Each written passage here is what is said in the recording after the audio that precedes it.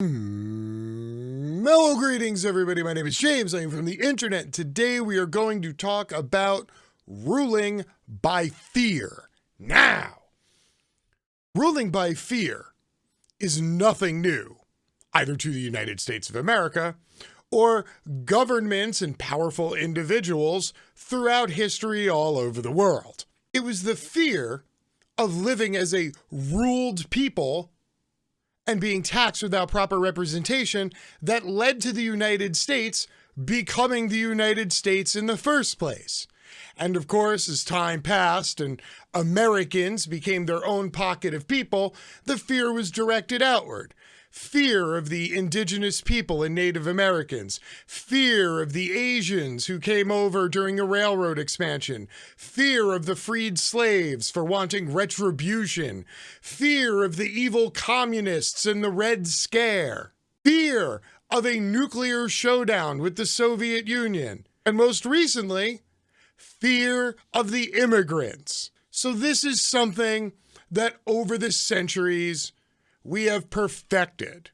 But now there is a new fear and a new wave of fear mongers to push it out into the public. So today we are going to talk about Josh Hawley. And if you don't know who Josh Hawley is, allow me to introduce you. Well, to start with, Joshua Hawley is an American lawyer and politician who has served as the junior United States Senator from the state of Missouri since 2019. A member of the Republican Party, Hawley served as the 42nd Attorney General of Missouri from 2017 to 2019 before defeating two-term Democratic incumbent Senator Claire McCaskill in the 2018 election. Also of note is that in December 2020, Hawley provoked an intense political backlash after he became the first senator to announce he would object to the certification of Joe Biden's victory in the 2020 presidential election, because Hawley led Senate efforts to obstruct the Electoral College vote count and rallied supporters of the baseless conspiracy theory that motivated the storming of the U.S. Capitol. Figures from across the political spectrum argued that he was morally responsible for the riot and the 5 deaths it caused, and called on him to resign or be expelled from the Senate. Now, I know y'all are going to be surprised when I tell you this, but he did not resign. He was not suspended. The worst thing that happened to Josh Hawley was that he lost a potential book deal that he had lined up. More about that in a second. So, now you have a rough idea of who Josh Hawley is, so that you will not be surprised to find out that Josh Hawley was on Tucker Carlson last night. Let's see what Josh and Tucker had to say. Well, what it would do, Tucker, is actually put the American people back in control of their democracy and no longer these mega corporations. And we've got to remember what our founders knew, which is that monopolies and liberty are not compatible. No corporation should be so big and so powerful that it can control the political process, that it can override the will of the voters. And that's exactly what today's mega corporations who've gotten big and fat with the help of government, what they're trying to do.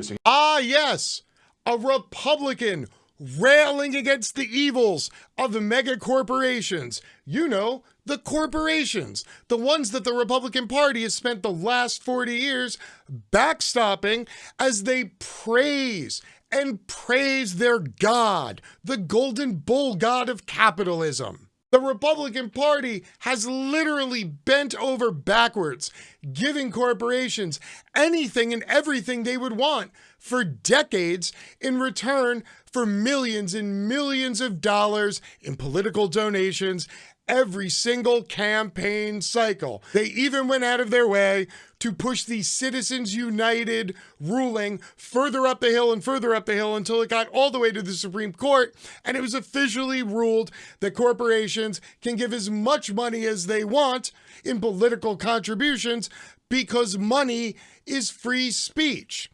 Also, the same Republicans who went out of their way to make sure the Hobby Lobby ruling went all the way uphill until it became the law of the land that corporations are now entitled to have their own religion and ideology. Yet Josh Hawley, a lawyer and a Republican, all of a sudden, corporations are evil. Now pay attention because this is going to become a common refrain that you hear leading up to the 2022 midterms and the 2024 general election. What else you got, Josh? Hit me.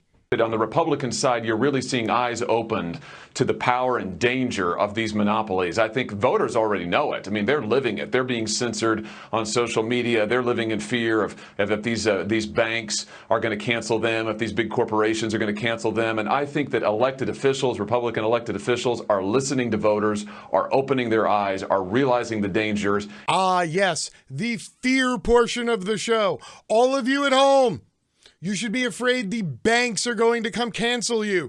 The mega corporations like Coca-Cola, they are going to come and cancel you. Literally, you're going to be sitting home watching this video and just all of a sudden, boom, front door just breaks open and 3-liter bottles of Coca-Cola come fucking rolling into your house and they just go canceled. This is what Josh Hawley wants you to believe is going to happen.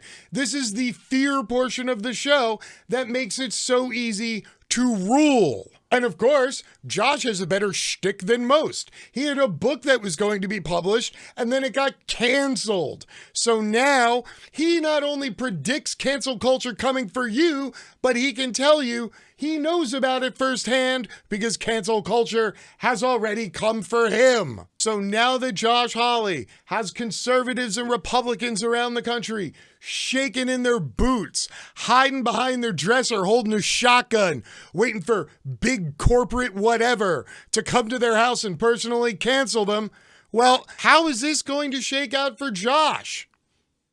Well, it turns out pretty well. Hawley raised $3 million in 2021's first quarter after objecting to the electoral votes that Biden won. That's right, people. You should be afraid of big tech and big corporations canceling you because that's how you got Joe Biden.